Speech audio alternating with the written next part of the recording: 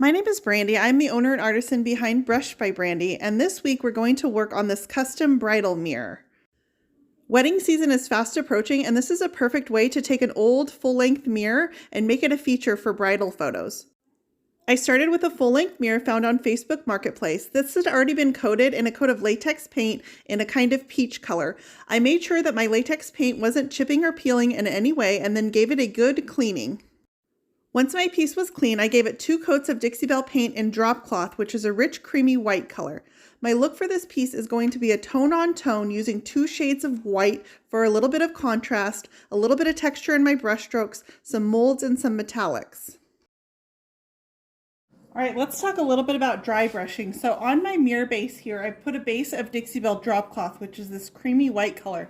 And now for contrast, I'm going to dry brush a little bit of Dixie cotton over the top. My container is almost empty, so that's why it looks so sad.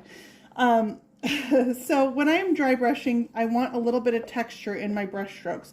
So I don't use a high quality brush. I use a natural bristle chip brush, okay? And you guys see these irregular bristles here? All that is what's going to give me texture in my brush stroke. So I make sure that I use a brush like this. Even the premium chip brush, do you guys see how flat those bristles are? It's going to want to lay on a much cleaner coat than this ratty little chip brush does. So when I'm dry brushing, my brush has a lot of paint in it, but I just make sure and I dab a little bit of my bristles into the paint, and then I lay them off on the edge of my container or even on my lid itself. And then I'm just going to whisk these up and down, and I'm going to let those almost dry bristles with just a little bit of paint in them catch the texture in this wood right here. It's a fairly rough coat. Let me bring you guys in so you can see. It is a fairly rough textured piece of wood. It's not super smooth. And that means all that is texture for these wispy little brush strokes to pick up on.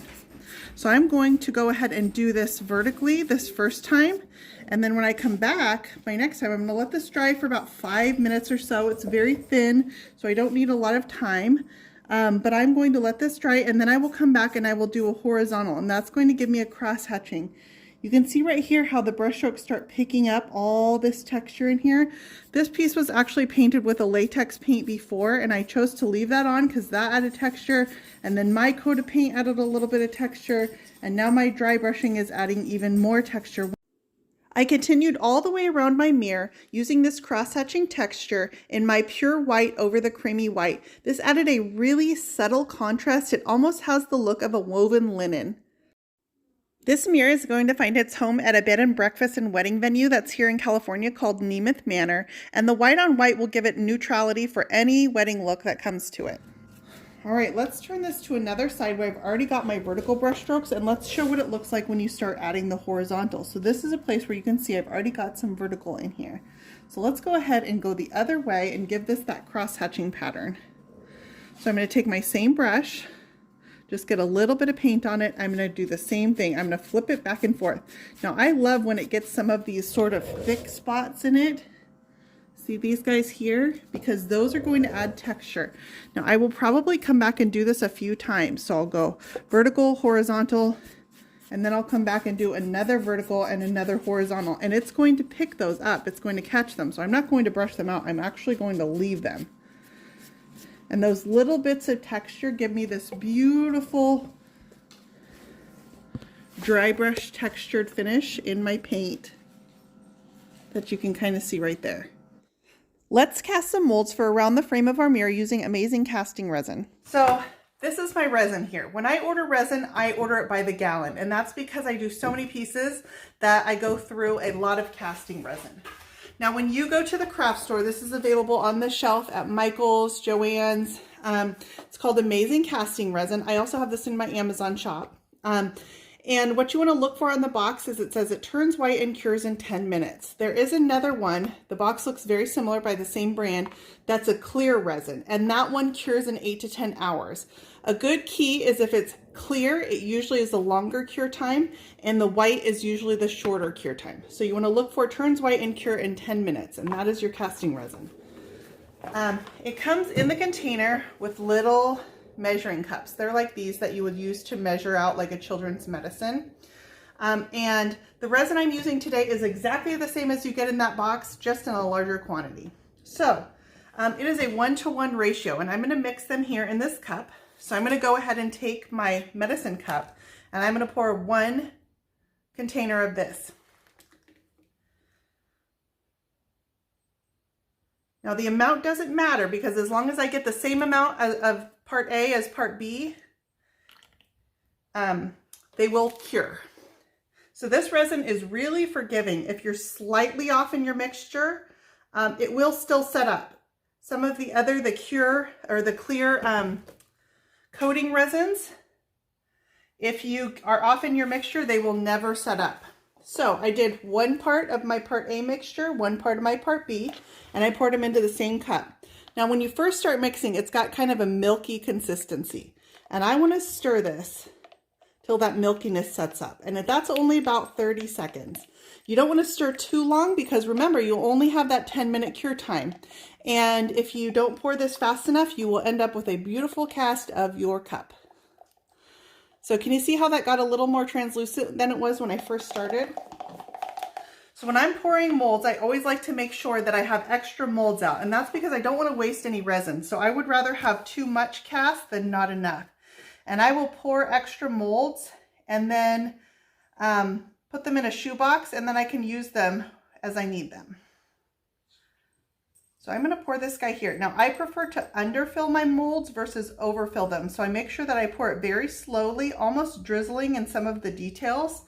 It is a liquid. And I'm going to go ahead and pour this emblem that's in the middle here, because I have enough.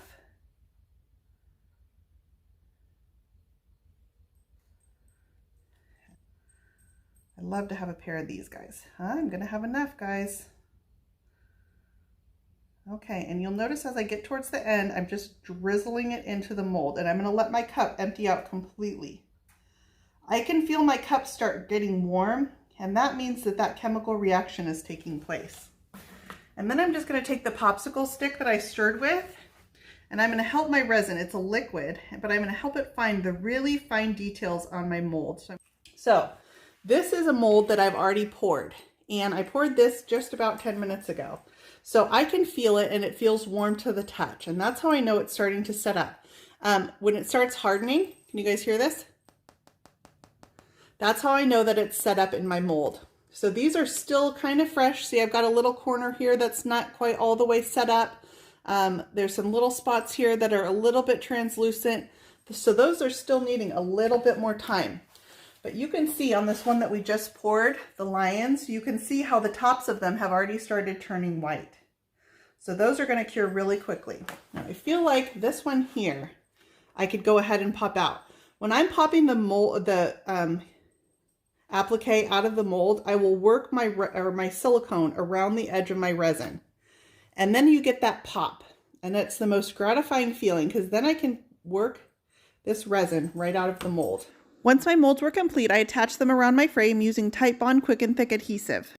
Once my adhesive was dry, I added the same paint finish to my mirror frame. Now I'm going to use Dixie Dirt, which is an aging dust, to add interest to my molds. Dixie Dirt is an aging dust. It's a powder that acts like a glaze, so in that definition, you might consider it a powder glaze.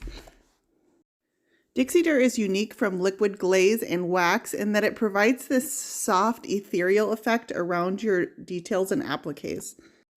Here's how I'm going to apply mine. I have my molds all attached to my piece. They've been painted, and then I did add a clear coat over the top. I made sure they had a clear coat because I'm going to rub at this quite a bit, and I want to be able to wipe away my excess powder when I'm done applying it. I start by brushing on a coat of clear wax using a small wax brush. I made sure to dig my wax into the crevices around my molds because that's where I really want the dirt to stick. Once my wax is applied, I go ahead and buff away the excess wax around the areas where I don't want the dirt to stick. What's going to happen is the dirt is going to embed in my fresh coat of wax, and then it's going to cure and harden as part of the wax. Now I'm using a small synthetic bristle artist brush to just dust on the Dixie Dirt into the crevices of my molds. I'm going to apply it fairly heavily, and then I'll remove the excess when I'm done. As I'm dusting this onto my piece, I just make sure that I get it around all of my edges and into the crevices.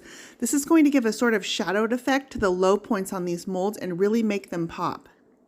Once I've dusted all of my appliques with a coat of Dixie dirt, I came back with my heat gun and I just blew away the loose excess dirt that was sitting on top of my molds. This step is completely optional and a hairdryer would work as well. With the excess dust blown away, I came back with a dry rag and I just wiped back the tops of my molds using the dry rag. The last thing I'm going to do is come back with a baby wipe that has a little bit of moisture in it, and I'm just going to wipe away the very tops of my molds. This really gives it some nice clean contrast, so the uppermost points of my appliques are nice and light and the lower points are nice and dark. You can leave as little or as much of the Dixie dirt on your surface as you like until you get the look that you want. The final look on this mirror is a really soft, ethereal effect around my appliques. With all of my molds coated in my Dixie dust, I came back and added a light dry brushing of Dixie Belle cotton over the top of my molds. This will set off the edges in a nice, clean, crisp white.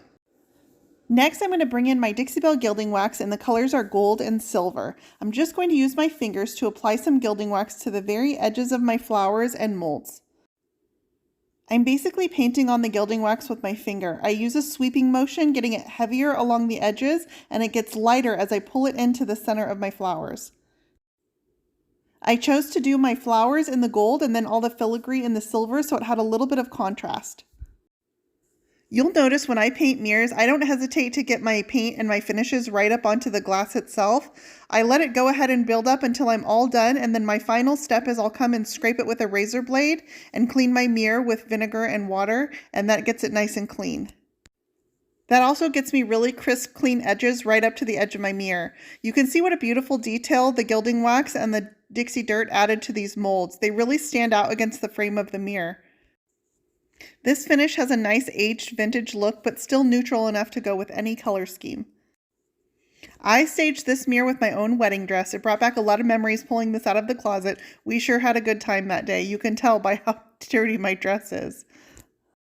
I hope you guys enjoyed this video. If so, click that subscribe button. You can also find more Brush by Brandy on Facebook, Instagram, Pinterest, and on my website at brushbybrandy.com.